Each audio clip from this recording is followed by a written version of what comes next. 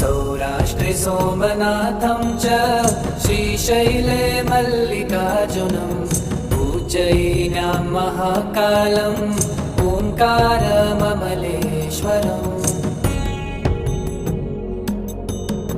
परल्यां वैद्यनाथं च डाकिन्यां भीमशङ्करम् सेतुबन्धे तु रामेशं नागेशं दारुकावने वाराणस्यां तु विश्वेशं त्र्यम्बकं गौतमीतटे हिमालये तु केदारं घुष्मेशं च शिवालये एतानि ज्योतिर्लिङ्गानि सायं प्रातः पठेन् नरः